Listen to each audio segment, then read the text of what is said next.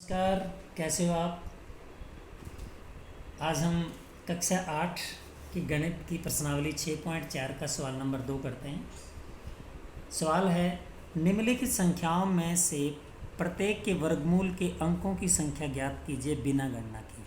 यानी इस सवाल के अंदर हमें ये बताना है कि अगर इन संख्याओं का हम वर्गमूल निकालें तो उसके आंसर में, उसके उत्तर में कितने अंक आएंगे। बड़ा आसान है बच्चों। जैसे पहला सवाल 64 है, इसका वर्गमूल निकालेंगे तो इसके वर्गमूल का जो आंसर आएगा उसमें कितने अंक आएंगे। हम क्या करते हैं, इसको करने के लिए हम जोड़े बनाएंगे। जैसे 64 का एक जोड़ा बनता है तो इसके वर्गमूल में कितने अंक होंगे, 1।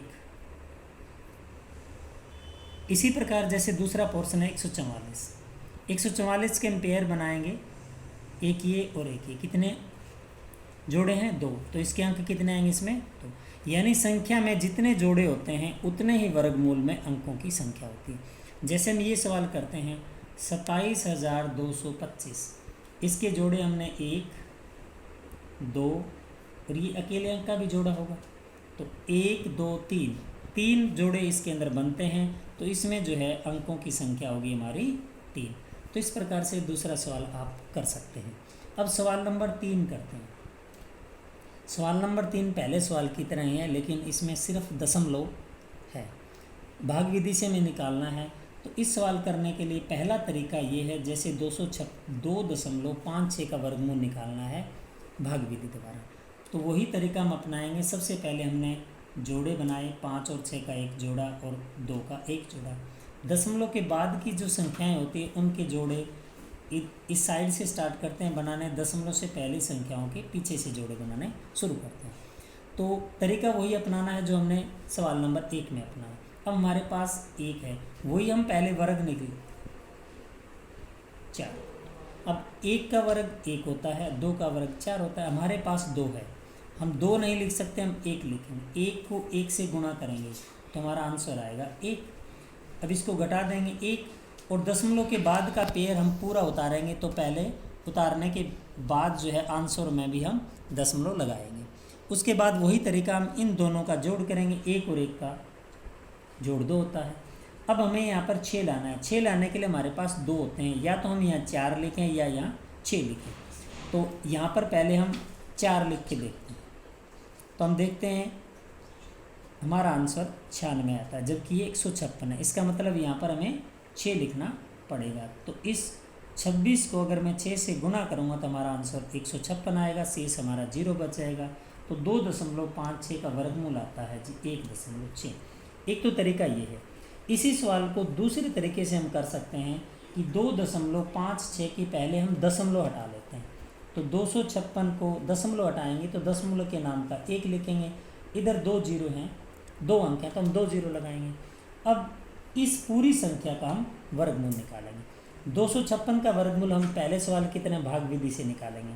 तो 256 का वर्गमूल भाग विधि से निकालें तो इसका आंसर बच्चों आएगा 16।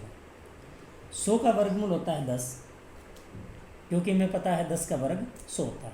तो उसके बाद हम इसका दोबारा से दशमलव लगाएंगे। पहले हमने दशमलव हटाया, अब हम दशमलव लगाएंगे। 1 जीरो है तो इधर से हम 1 अंक छोड़ के इसका दशमलव लगा देते, तो हमारा आंसर 1.6 है। तो दोनों विधि में से कोई भी विधि आप अपना सकते हैं।